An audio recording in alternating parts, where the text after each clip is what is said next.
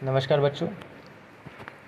Political science working of the constitution. तो MCQ से जितने भी इम्पोर्टेंट कंसेप्ट हैं उसे कर लेते हैं। वीडियो थोड़ी फास्ट बनाऊंगा, नहीं तो थोड़ी लंबी हो सकती है, ठीक है। तो इंडियन कॉन्स्टिट्यूशन कब आई थी फोर्स में, या इंडियन कॉन्स्टिट्यूशन भारतीय संविधान लागू कब हुआ? 26 जनवरी 1950 में।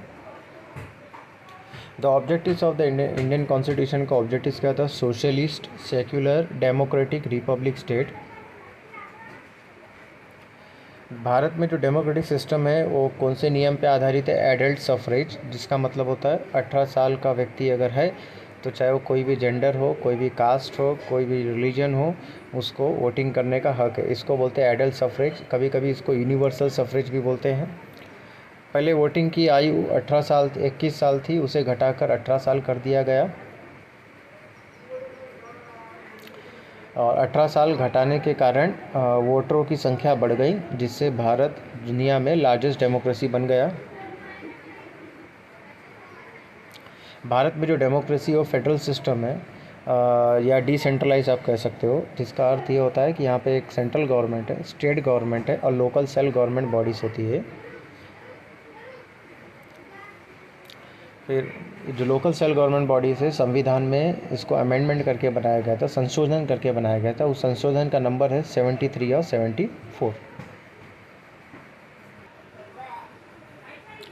राइट टू इन्फॉर्मेशन ये 2005 में आया था।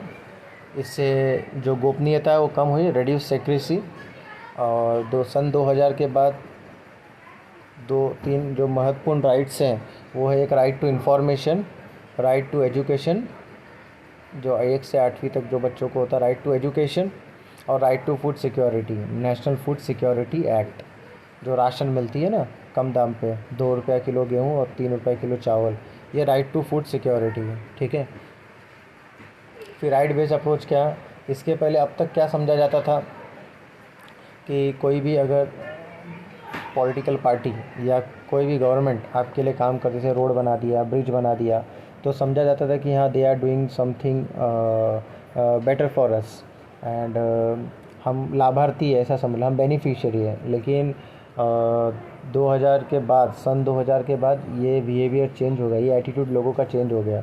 अब रोड, गांव की सड़कें बनना, एक उदाहरण दे रहा हूँ, गांव की सड़कें बनना, ये उन्होंने कोई हम पे एहसान नहीं किया, ये हमारा हक है। हमें एक, हमारे गांव में एक अच्छी सड़क होनी चाहिए, ये हमारा हक है और उन्हें ये करके देना है, ठीक है। इसको बोलते हैं राइट बेस्ड अप्रोच, ठीक है। तो इसमें डेवलपमेंट, जो विकास है, वो हमारा हक है।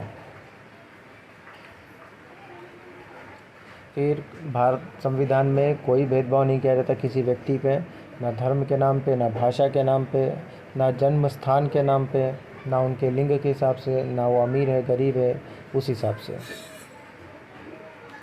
और रिजर्वेशन, आरक्षण है अन्य पिछड़ा वर्ग ओबीसी के लिए, other backward class, schedule caste के लिए, शेड्यूल ट्राइब के लिए, नॉमिनेटेड ट्राइब्स के लिए 27% आरक्षण ओबीसी के लिए। अब कल नया आरक्षण आया जिसको बोलते हैं इकोनॉमिकली वीकर सेक्शन, या इकोनॉमिकली बैकवर्ड क्लास आप कह सकते हो।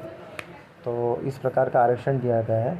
साथ ही साथ ये आरक्षण देने का कारण ये था कि जो छोटी जात के लोग हैं उन्हें सरकारी ओहदे पे, बड़े बड़े ओहदों पर और अच्छे प्रकार की शिक्षा हासिल करने का मौका मिल सके, और बड़ी जात वाले उन्हें परेशान ना कर सकें, इसके लिए। और इसमें विशेषकर SC ST वालों को तंग किया जाता था, तो इसलिए इनको एक एक्ट लाया गया जिसका नाम है प्रिवेंशन ऑफ एट्रोसिटीज़ एक्ट, जिसके तहत अगर केस हो जाए तो सबसे पहले अरेस्ट होती है।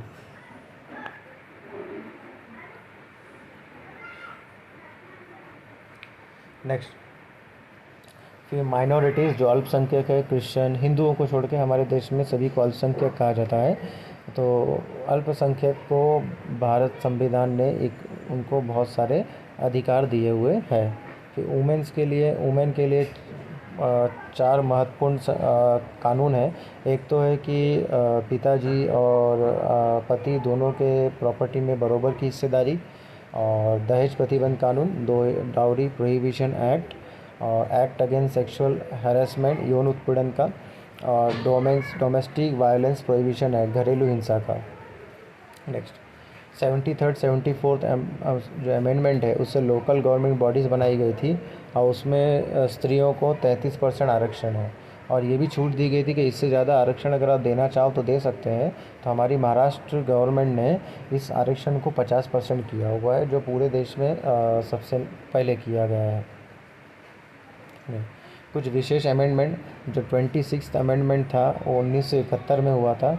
उसमें जितने भी रॉयल फैमिलीज, उनमें जितने भी टाइटल थे, राजा महाराजा और प्राइवी पर्स, यानी जो उन्हें सरकार की तरफ से पेंशन वगैरह मिलता था, ये सारे बंद कर दिए गए। फिर 36 अमेंडमेंट में सिक्किम राज्य को भारत का हिस्सा बनाया गया। 61st अमेंडमेंट में जो वोटिंग की उम्र थी 21 साल, उसे घटाकर 18 साल कर दिया गया। और 73rd अमेंडमेंट में जो पंचायती राज होते हैं उसको कॉन्स्टिट्यूशनल से संवैधानिक दर्जा दे दिया गया। कानून द्वारा संवैधानिक दर्जा, कॉन्स्टिट्यूशनल स्टेटस दिया गया। ठीक है, ग्राम पंचायत वगैरह को, ये पंचायती राज इंस्टीट्यूशन है सब। फिर जुडिशरी यानी न्यायपालिका, वो अपना एक रोल प्ले करता है। क्या रोल, देख लेते हैं। जुडिशरी, जो कॉन्स्टिट्यूशन में जो भी वाक्य लिखे गए हैं, जो भी कानून लिखे गए हैं, कभी कभी ऐसा हो सकता है कि जैसे होता है ना कि एक वो सेंटेंस लिखा गया, उस सेंटेंस का मैं कुछ और मतलब समझ सकता हूँ और आप कुछ और मतलब समझ सकते हो। ऐसे में तो उसका मतलब का फाइनल डिसीजन कौन दे सकता है? जुडिशरी इसको बोलते हैं इंटरप्रेट करना। जुडिशरी को पावर है इंटरप्रेट करने को। और जुडिशरी पार्लियामेंट के ऊपर एक लिमिटेशन लगा रखी है कि संविधान को ज़्यादा नहीं बदल सकती, क्योंकि संविधान को बदलना मतलब पार्लियामेंट से हो सकता है। ठीक है, लेकिन उसमें एक लिमिटेशंस भी है पार्लियामेंट के ऊपर।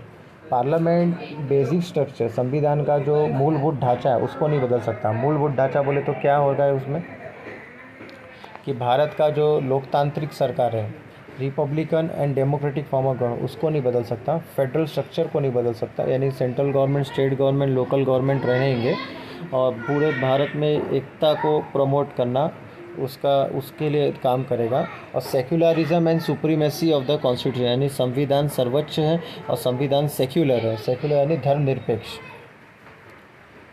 धर्मनिरपेक्ष का मतलब है ना, सभी धर्मों को एक साथ लेकर चलना, किसी में धर्मों के नाम से भेदभाव नहीं करना।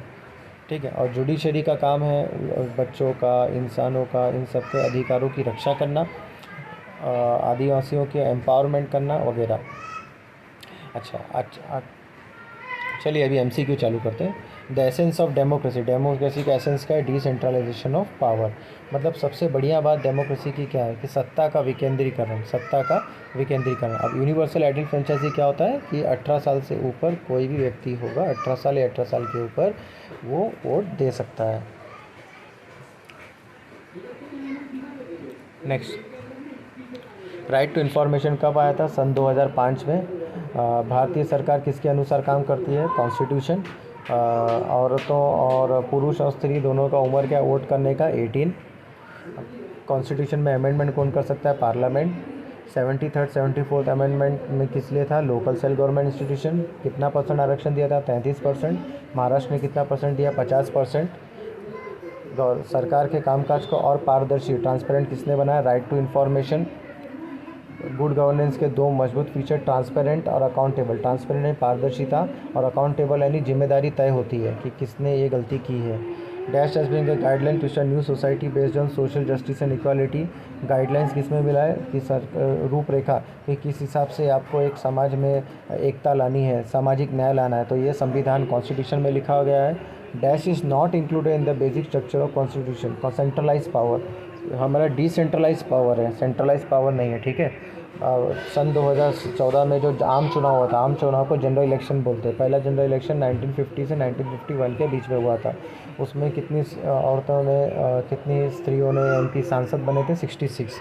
The dash in India has played an important role strengthening democracy and helping. अच्छा, डेमोक्रेसी को और मजबूती किसने प्रोवाइड की? न्यायपालिका, जुडिशरी ने। क्योंकि अगर कभी पार्लियामेंट अपने हक का उल्लंघन करती है, अपने अधिकार का उल्लंघन करती है, तो उस पर अंकुश कौन, लिमिटेशन कौन लगाएगा?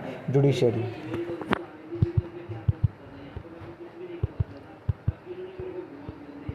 महाराष्ट्र में और स्त्रियों के लिए कितना percent reservation local government bodies में? 50% लोकल गवर्नमेंट बॉडीज़ है।